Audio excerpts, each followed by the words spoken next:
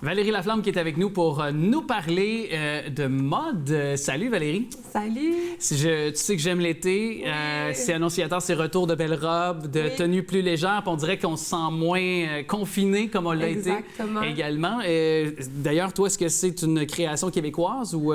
Malheureusement, non. OK. Par contre, c'est une tendance que je vous ai présentée à ma première chronique, les manches bouffantes. Donc, on met de l'avant, ça fait romantique un peu, été, on aime ça. Puis le dos semble pour toi, là, c'est comme des verts. C'est ça. Est-ce que ça, on va l'observer beaucoup? C'est sûr qu'on va avoir beaucoup de... on avait beaucoup les décolletés auparavant. Là, on va vraiment dans le dos, les dos verts, sentir l'air frais qu'on n'a pas pu sentir pendant le confinement les derniers mois. Donc, oui. Puis la chaleur des derniers jours, ça nous permet de mieux respirer. Puis tu m'avais parlé, je me rappelle aussi pour la mode estivale, les jeans un peu comme les années 80, troués toujours, mais aussi les shorts amples, longues. Les bermudas. Les bermudas là, en bas des genoux. Avant, c'était plutôt serré, c'était plus en haut des genoux. Maintenant, ça va être vraiment... Donc, il y a les chaussettes dans les sandales aussi. Oui. Je ne sais pas si tu vas l'adapter. Ça, non. Je te confirme que c'est non. Non, et pas la coupe non plus longue. Je n'adhérerai pas. Mais c'est là, on va faire une petite parenthèse. C'est là que tu te rends compte que tu deviens vieux. Parce que quand tu avais genre 15-20 ans, quand les jeunes qui ont maintenant 20 ans font ça, font la coupe longueuil, la moustache, aussi mettre les bas dans leurs sandales. C'est quand toi, tu faisais ça à leur âge, c'est là que tu te rends compte que tu vieillis légèrement un peu. Les tendances reviennent toujours. Exactement. Et justement, parlons des tendances. Fashion Week, tu nous parles de ça parce que souvent, ça donne le ton, justement, pour les prochaines tendances des saisons qui suivent.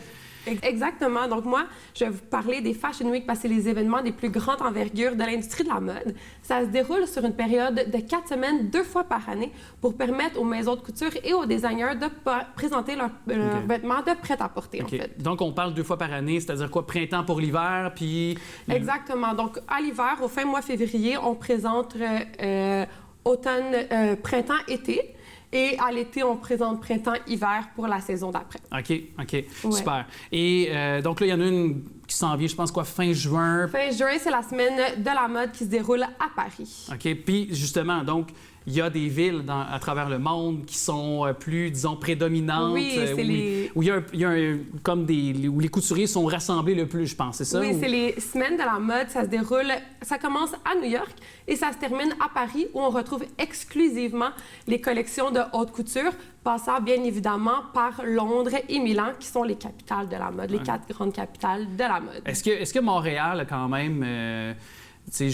peut-être un impact dans ces semaines de la mode? Est-ce qu'il y a des créateurs qui se rendent à Paris, se rendent à New York ou vont présenter leur collection à ces endroits-là? Oui, bien, il y a justement une créatrice de Montréal, elle s'appelle Brielle, dont son nom de naissance est Gabrielle. Okay. Elle a présenté des vêtements à Londres dernièrement, puis elle a aussi des mannequins de New York qui portent ses collections. C'est magnifique. Et là, donc, on comprend les endroits où ça se positionne à travers le monde, mais les origines donc, de ces Fashion Week-là, juste avant ça, qu'est-ce qui se passait dans le domaine de la mode, finalement? Bien, en fait, l'origine de la Fashion Week, ça a été des présentations mode qui a été faites à Paris en 1858, dans le fond, par Charles Frederick Worth, qui est considéré un peu comme étant le père de la haute couture.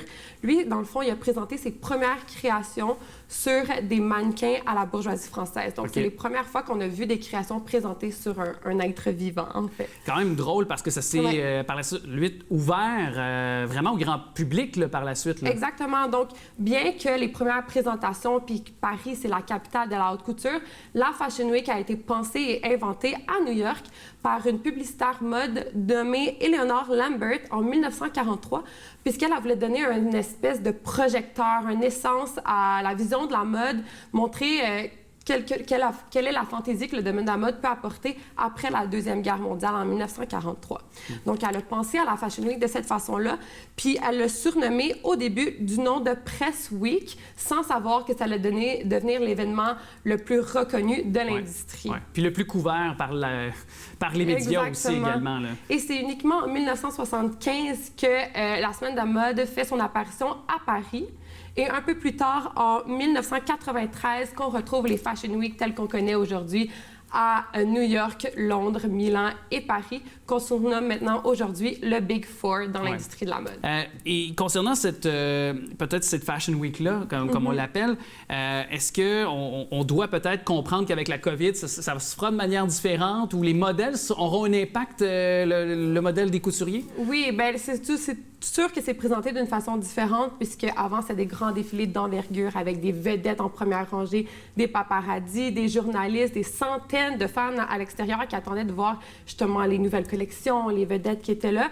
Par contre, dû à la COVID, tout s'est fait sous forme de vidéo. OK. Ouais. Donc déjà, c'est tourné, donc on pourra le voir bientôt sur les différentes plateformes j'imagine, des couturiers. Mais est-ce que tu crois que aussi la mode, tu sais, on avait parlé beaucoup en début de saison que maintenant, à cause du travail à la maison, il y avait, par exemple, le fait qu'on portait des leggings ou qu'on portait des chandails coton ouaté, c'est devenu in, donc c'est devenu tendance. C'était devenu aussi presque, tu sais, chic, là, on va se le dire comme ça, entre guillemets. Est-ce que ça aura un impact aussi? On parle beaucoup de relance, retour à la vie normale. Est-ce qu'il y aura un retour à la mode normale comme on la connaissait avant? Mais moi, je pense dans les dernières collections de n'importe quel designer, mais n'importe quelle boutique, il y a eu vraiment un aspect de plus, justement, sport chic. Par contre, je pense que pour les prochaines collections, les prochains défilés, on veut donner de la vie, de la couleur pour avoir un espèce de, enfin, retour à la vie normale. Donc quelque chose qui va être très coloré. Est-ce qu'on doit surveiller davantage de couturiers, par exemple? Je pense à un Versace, je pense à un Yves Saint-Laurent. Est-ce qu'il y en a certains qui, dans ce Fashion Week-là, qu'on parlait, par exemple, le fin juin, pourrait peut-être arriver quelque chose de surprenant? Bien, fin juin, c'est la Fashion Week pour les hommes. Et pour les hommes, oui. Ouais, mais par exemple, je vais vous parler de Yves Saint-Laurent qui ont fait à la dernière Fashion Week qui s'est présentée fin février. Eux, leur défilé, au vu qu'il n'y avait plus de téléspectateurs, c'était vraiment présenté sous forme de vidéo dans une espèce d'énorme labyrinthe 3D géant à la verticale où les mannequins jouaient avec la caméra, étaient à plusieurs places en même temps pour me présenter les vêtements, bien évidemment, mais ils faisaient vraiment un jeu qui essayait de retrouver leur chemin dans le labyrinthe tout en ayant des plans rapprochés sur les vêtements pour présenter les collections, ce qui n'aurait peut-être pas pu avoir lieu s'il y avait un public en salle. OK. Et ça, est-ce que ça pourrait, tu penses, c'est toujours une question un peu hypothétique parce qu'on ne sait pas comment ça va se dérouler les prochaines Fashion Week, mais ça, est-ce que c'est un aspect qui, selon toi, en tant qu'experte de la mode, ton regard quand même est très pertinent. Donc, est-ce que ça pourrait demeurer, par exemple, pour continuer peut-être de tenter d'innover dans le domaine de la façon de présenter les collections? Bien, je pense que la façon de présenter les collections va changer. On va utiliser un peu la créativité qu'on a eue au moment de la pandémie. Par contre, je pense qu'on veut vraiment retrouver un public en salle pour retrouver la frénésie des Fashion Week avec les fans à l'extérieur. Quand je pense à Coperni, à la même semaine de la mode, eux qui voulaient, c'est un duo de designers, eux, ils voulaient avoir un public en salle. En fait, c'était à l'extérieur. Ils voulaient avoir un public qui regardait leur défilé. Donc, ce qu'ils ont fait, tous les invités étaient dans une voiture par bulle, si on veut. Donc, ils envoyaient une voiture les chercher à leur domicile. Puis les voitures étaient stationnées chacune de façon parallèle, les fenêtres baissées, toit ouvrant, et la passerelle se déroulait dans le milieu ou dans le fond, dans l'espace qui était délégué.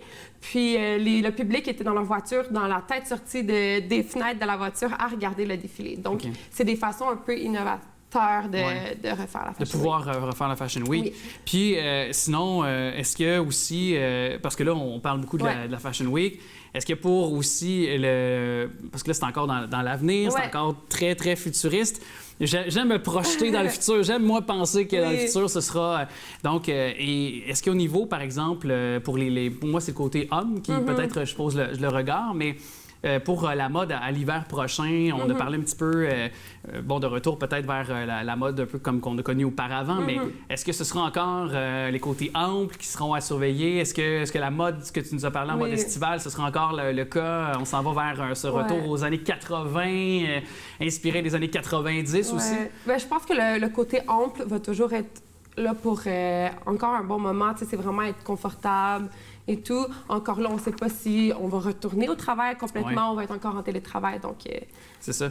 Parce que moi, je suis encore avec ma mode des années fin 90, début 2000, avec les groupes un peu punk rock, que j'ai porté des t-shirts, des chemises, avec des jeans skinny qu'on appelait. Donc, j'ose espérer que j'ai encore une place dans la mode. Mais ce sera à surveiller, donc, la Fashion Week fin juin. Pour la semaine. évidemment, les liens sont au bas de l'écran. Puis est-ce qu'il y a peut-être une façon de suivre la Fashion Week? Donc, dans le fond, plateformes? On peut regarder, en fait, quand vous allez sur les sites Internet des designers, on peut regarder les défilés. OK, directement. Ouais. C'est pas nécessairement, mettons, la Fashion Week, mettons, on tape Fashion Week Paris. On peut trouver un lien Fashion Week Paris, en fait, qui vont avoir le calendrier de tous les défilés. Parfait. Ce sont différents types de couturiers qui nous intéressent. On pourra avoir la courroie de transmission, donc nécessaire. Bien, merci beaucoup d'être venu nous en parler. Merci à toi.